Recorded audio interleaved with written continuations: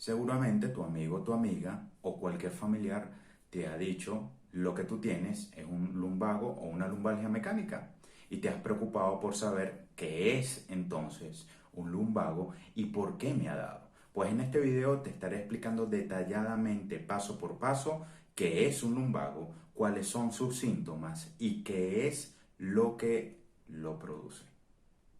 Suscríbete y darle a la campanita de Antes notificación. de empezar a detallar toda la información correspondiente a lo que es una lumbalgia o a un lumbago, vamos a darle ese abreboca de definición genérica, una definición estándar, por lo cual podemos decir que un lumbago proviene del lum, que significa lumbar, y algia, que significa dolor. Es decir, que el lumbago es un dolor, una molestia en tu zona lumbar, que no es una patología, es una consecuencia patomecánica, es una consecuencia causada por otro desequilibrio en tu mapa en general. Muy bien, vamos a ir paso por paso y detalladamente en explicar cuáles serían las causas que pueden producir un lumbago o una lumbalgia mecánica. Como primer paso muy importante es la postura. La postura indudablemente se ha convertido en un círculo vicioso de todas las personas, tanto en entornos de actividad física como en entornos de actividad laboral. La postura nos puede garantizar a nosotros consecuencias o alteraciones funcionales y estructurales. ¿Por qué? Porque mantenemos por mucho tiempo una mala postura. Esos músculos, por entrar en un paso muy estándar, esos músculos pueden garantizar contracturas que a la larga esas contracturas mantenidas pueden provocar una mala flexibilidad a fines articulares, a fines musculares, es decir, a fines de todo tu mapa corporal. Y por ende, dicha postura puede producirte cambios funcionales, estructurales en tu zona lumbar, causándote esta lumbalgia. Nuestro segundo cerebro, el estómago. Pero para no ser egocéntricos al hablar sobre el estómago, vamos a ser un poco más general y vamos a hablar conjuntamente sobre las vísceras. Cualquier trastorno visceral que nosotros tengamos, que tú tengas en tu zona visceral, pues puede producir, puede garantizarte un espasmo lumbar. Vamos a ir un poco más en detalle o vamos a entrar en ciertas especificaciones. Por ejemplo, si tú eres mujer y has tenido tu embarazo, luego de salir del mismo, pues esos órganos entran en tosis visceral. Es decir, un descenso, una modificación de esos planos viscerales que dentro de todo sería normal para darle cavidad a tu bebé o a tu bebecita. Eso es lo normal.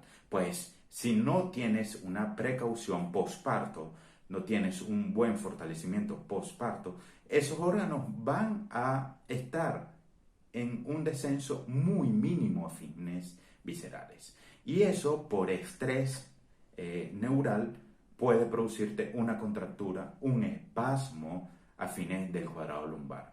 Y lo que al final te va a garantizar ese lumbago o esa lumbalgia.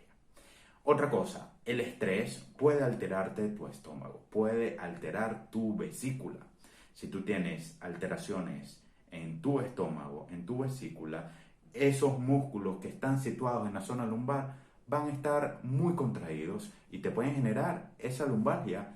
El hígado graso también te puede producir alteraciones afines de la zona lumbar. Los riñones. Los riñones tienen una sintomatología muy peculiar. Ellos van a empezar a producirte una rigidez a fines de la zona dorsal y a fines de la movilidad de la articulación sacroiliaca. Esta poca movilidad en la articulación sacroiliaca y esa poca movilidad en las últimas vértebras afines dorsales puede producirte un exceso de movilidad en todos los músculos de la zona lumbar. Y ese exceso de movilidad puede garantizarle una información al cerebro del cual el cerebro va a decir, oye, esto no puede seguir pasando. Y te va a producir un reflejo, espasmo, afines de ese músculo cuadrado lumbar. Lumbago al final. El estrés, las emociones, sin duda alguna, no son menos importantes. El estrés, la emoción, esa rabia que podamos tenerle a una persona puede producir adaptaciones cutiviscerales, específicamente en el estómago. Dicho estómago, hablando en mujeres, va a producir una modificación de movilidad en el útero. Esa movilidad en el útero a fines de tensión que se pueda generar en los ligamentos intrauterinos. Sabemos que los ligamentos no tienen una propiedad de contracción, al igual que un músculo, pero presentan y tienen muchos receptores. Receptores que le van a garantizar información a tu zona lumbar y por ende puedes terminar tu mujer en un lumbago o un efecto de lumbalgia mecánica, ya sea aguda, ya sea crónica. Los procesos discopáticos, mejor conocidos como las famosas hernias, indistintamente el grado que sea, grado 1, grado 2, grado 3, grado 4, grado 5, o etapa 1 a la etapa 5, el cuerpo va a hacer todo lo necesario. El cuerpo es muy inteligente para evitar de que esa hernia, ese proceso discopático continúe a través del tiempo. Por ende va a producir ciertas adaptaciones a fines estructurales, va a producir adaptaciones a fines de la unidad funcional de tu segmento en donde tienes localizado tu discopatía, tu hernia. ¿A qué me refiero con unidad funcional? A todo lo que forma el contenido de una vértebra de arriba y una vértebra de abajo. Pues la hernia puede producir contracturas a fines de la zona lumbar para que ese músculo que siempre va a tener ese círculo vicioso de contracción, de espasmo lumbar, haga todo lo posible también para resguardar ese contenido, para resguardarte esa hernia, para que pues esa hernia no vaya aumentando como te lo dije al principio. La mala respiración y tu diafragma, no por ser consciente de saber que estamos respirando, quiere decir que nuestro diafragma esté trabajando correctamente en cuanto a su recorrido de movilidad. Cuando tenemos una alteración de movilidad del diafragma, puede garantizarnos una poca movilidad en nuestra zona torácica, en nuestras costillas, en nuestras vértebras.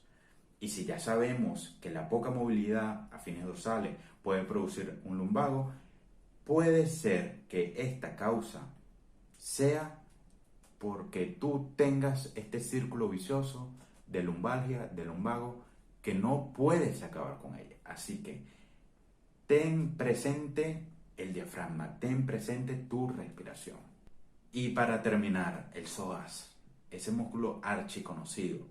El psoas, al tener una mala actividad, al tener una mala sincronización para la flexión de cadera, puede producir un desequilibrio en esa articulación sacroiliaca, en esa articulación coxofemoral. Puede producir también una desorientación estructural y, para garantizar, valga la redundancia, de que ese cuadrado lumbar se contraiga. Entonces, ya que sabemos que es una lumbalgia, ya que sabemos cuáles serían sus causas, en teoría, podemos catalogarla en dos tipos de lumbalgia. Una lumbalgia aguda y una lumbalgia crónica. ¿Cuándo podemos entender que una lumbalgia presenta un margen agudo? Pues de el primer día hasta 6 días. Por lo general, en ciertas referencias bibliográficas pueden garantizarte de 1 máximo 11 días. En otras referencias bibliográficas te lo describen de 1 día a 4 días. Pero para no quizás mal entender todo lo que son estos dos tipos de lumbalgia, la lumbalgia crónica empieza a partir de las 2 semanas.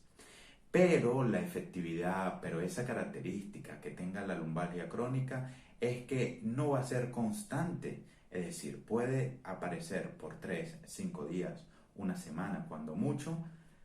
Deja de tener esa participación viciosa por 3 meses y vuelve a recaer ese compromiso de sensibilidad, ese compromiso de contractura a fines de la zona lumbar. En muchos casos, el paciente cuando asiste a fisioterapia es recuperado por completo de esa lumbalgia y es recuperado por completo de todas las causas que pueden originar ese cuadro de lumbago. Pero la sensibilización en nuestro cerebro, es decir, esa información dolorosa queda almacenada en una parte de nuestro cerebro, de nuestra máquina. Esa información almacenada hace de que pues se produzca dicha sensibilización a fines de la zona lumbar y vuelva a tener esa persona, tú o yo, esa información dolorosa, sin que tengamos una contractura, sin que tengamos una causa que origine la lumbalgia. El tratamiento para una lumbalgia aguda, por lo general, se lleva a fines farmacológicos, cosa que a mí no me parece, pero también respeto a esos médicos tratantes o respeto a ese personal sanitario que manda dicho tratamiento farmacológico para tratar, para rehabilitar o para curar, para eliminar esa lumbalgia aguda. Voy más allá. Tengo una concepción muy personal que la lumbalgia aguda se debe de trabajar, se debe de dirigir más hacia la movilidad. Así que, por mi lado, yo te recomiendo que cuando existe una lumbalgia aguda, trates por lo menos de mantenerte en movimiento. El mantenerte en movimiento va a producir un principal efecto fisiológico que es la vasodilatación. Y dicha vasodilatación puede atenuar por completo ese margen agudo de lumbalgia en tu zona lumbar.